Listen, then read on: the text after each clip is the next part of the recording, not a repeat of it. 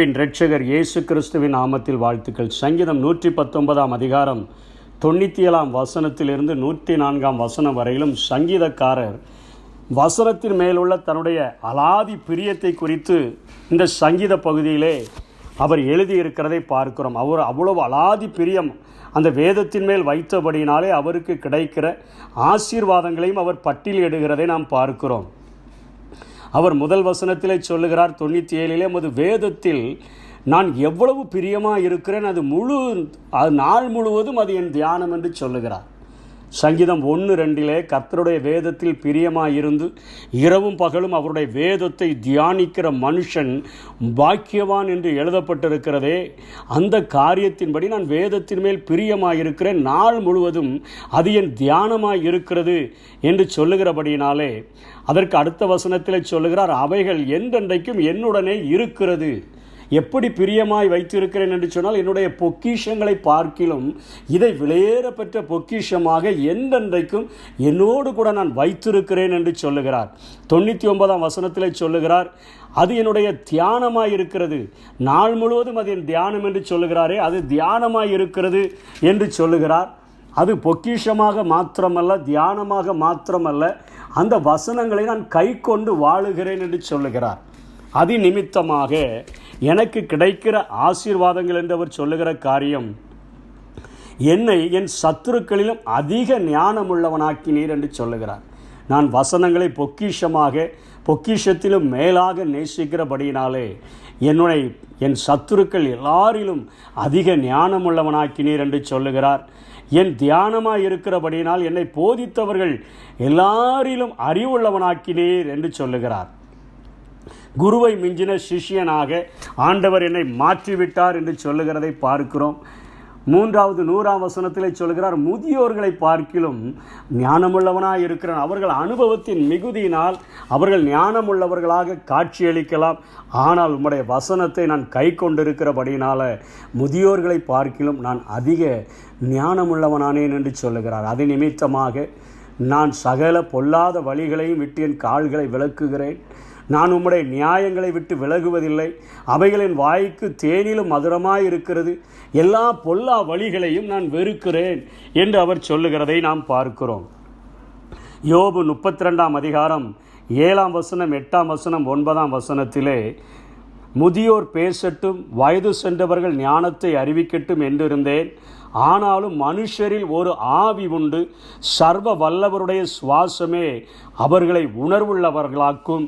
பெரியோர் எல்லாரும் ஞானிகள் அல்ல, முதியோர் எல்லாரும் நீதியை அறிந்தவர்களை அல்ல என்று சொல்லி இங்கே யோபு வேதத்தினுடைய வெளிச்சத்திலே உலகத்தினுடைய மனிதர்களை, உலகத்தில் அதிக கல்விமான்களாக போதிக்கிறவர்களாக இருக்கிறவர்கள், எதிரிகளாக இருக்கக்கூடியவர்கள், முதியோர்களாக இருக்கக்கூடியவர்கள், அவர்களை வேதத்தின் வெளிச்சத்தில் வேதம் பார்க்கிற விதமாக பார்க்கும் பொழுது, தேவன் பார்க்கிற பார்வையிலே பார்க்கும் பொழுது அவர்கள் ஞானிகள் அல்ல, அவர்களை பார்க்கிலும் நான் ஞானவானாக இருக்கிறேன்.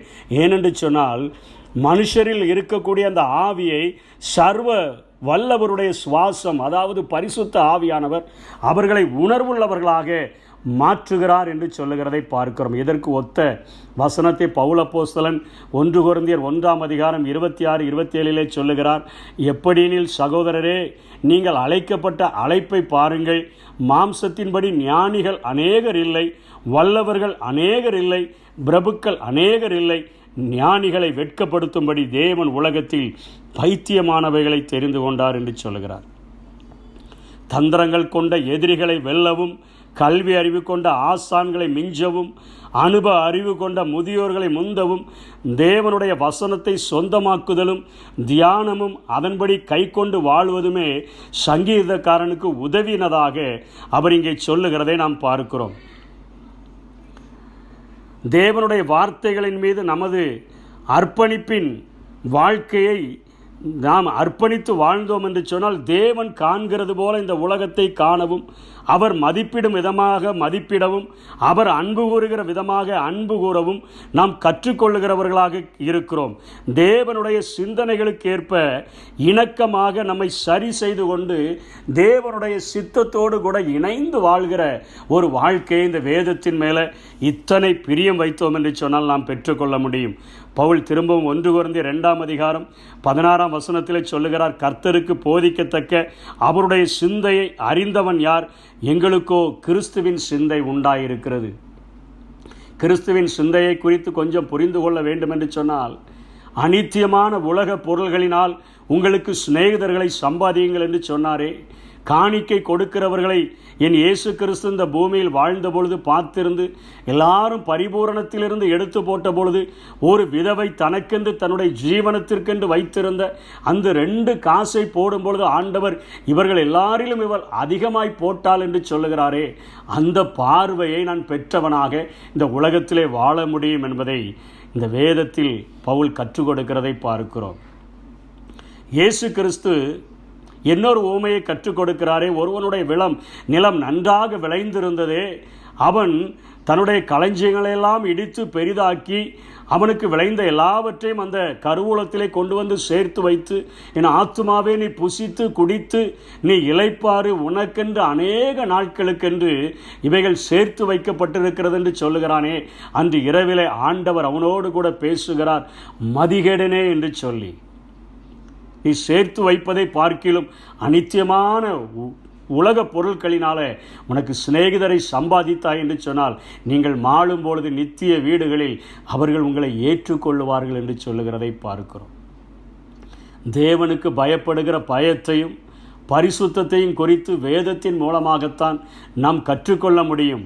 இதற்கு பின்பாக ஒரு மிகப்பெரிய நித்திய வாழ்க்கை ஒன்று இருக்கிறது.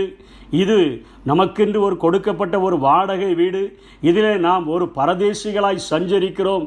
நாம் நித்தியமாக வாழப்போகிற மகா பெரிய ஒரு பரலோக ராஜ்யம் ஒன்று இருக்கிறது என்பதை இந்த வேதங்களை கொண்டுதான் நாம் அறிந்து கொள்ள முடிகிறது.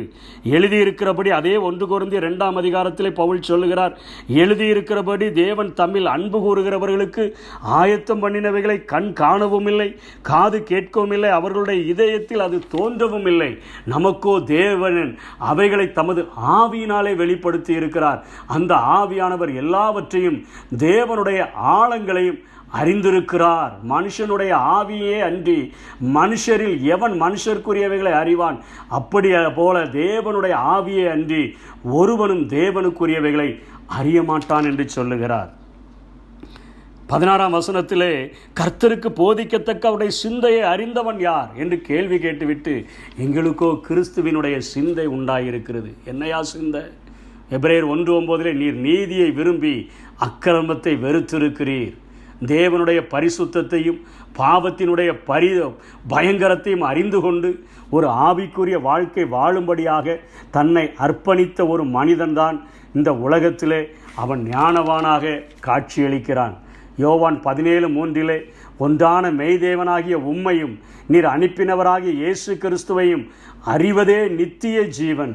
ஆகவே நம்முடைய வாழ்க்கையில் நாம் எதிர்காலத்தை குறித்து நித்திய வாழ்வை குறித்து அறிந்து கொண்டு இந்த கூடார வாழ்விலிருந்து நாம் மேலானவைகளை நாடுகிற ஒரு வாழ்க்கைக்கு இந்த வசனங்கள் தான் நம்மை அழைத்து செல்லக்கூடியதாக இருக்கிறது. அதனால தான் பவுல் அப்போஸ்தலன் கலாத்தியர் 6:14 அழகாக சொல்லுகிறார், மிகப்பெரிய கப்பல் எல்லாவற்றிற்கும் அதிபதியாக இருந்த போதிலும் கூட, அநேக கைத்தொழில்கள் எல்லாவற்றையும் கற்றிருந்த போதிலும் கூட, ரோமாபுரியிலே அவன் குடியுரிமை பெற்றிருந்த போதிலும் கூட, அவன் இஸ்ரவேல் கோத்திரத்திலே பென்யமின் கோத்திரத்தை சேர்ந்தவனாக இருந்த போதிலும் கூட, அவன் பரிசேயன் என்று சொன்ன போதிலும் கூட, கமாலியலினுடைய பாதத்தருகே அமர்ந்து நான் பெரிய கல்வியெல்லாம் கற்றேன் என்று சொன்ன போதிலும் கூட, நியாயப்பிரமாணத்தின்படி ஒரு குற்றமும் சாட்டப்படாத ஒரு பரிசுத்தமான வாழ்க்கை வாழ்கிறவன் என்று சொன்ன போதிலும் கூட, ஒன்றான மெய்தேவனாகிய உம்மையும் நீர் அனுப்பினவராகிய இயேசு கிறிஸ்துவையும் அறிவதே நித்திய ஜீவன். கலாத்தியர் 6:14 சொல்லுகிறார், நானோ நம்முடைய கர்த்தராகிய இயேசு கிறிஸ்துவின் சிலுவையை குறித்து அல்லாமல் வேறொன்றையும் குறித்து மேன்மை பாராட்ட மாட்டேன். ஏனென்று சொன்னால் இந்த உலகத்தில் சாபங்களை உடைப்பதற்கும் பாவங்களை கழுவி சுத்திகரிப்பதற்கும் நோய்களை நீக்குகிறதற்கும் என்னை பரலோகம் கொண்டு போய் சேர்க்கிறதற்கு என்னை பரிசுத்தமுள்ளவனாக மாற்றுகிறதற்கும் உம்முடைய சிலுவையை அன்றி நான் பெற்றிருக்கிற எந்த ஒரு தகுதியும் என்னை அது வழிநடத்த முடியாது என்பதை ஆழமாய் அறிந்திருந்தபடியினாலே அவர் சொல்லுகிறார், சிலுவையை குறித்தே மேன்மை பாராட்டுவேன். இந்த ஞானத்தை தான் இந்த வேதம் நமக்கு போதிக்கக்கூடியதாக இருக்கிறது. இந்த வேதத்தை கற்றுக்கொண்டோம் என்று சொன்னால் எதிரிகளை விட ஞானவான்களாக, நமக்கு கற்பிக்கிறவர்களை விட ஞானவான்களாக, முதியோர்களை விட ஞானவான்களாக நாம் வாழ முடியும்.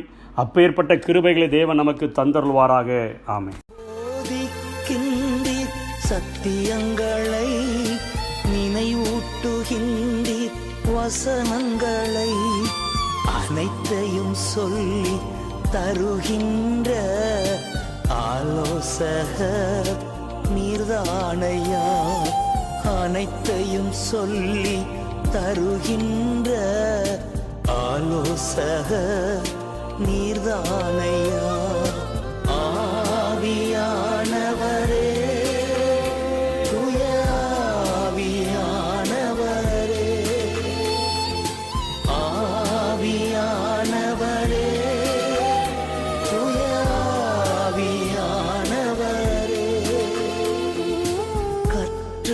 தந்து நடத்துகிறீர், கண்டித்து உணர்த்தி போதிக்கிறீர்.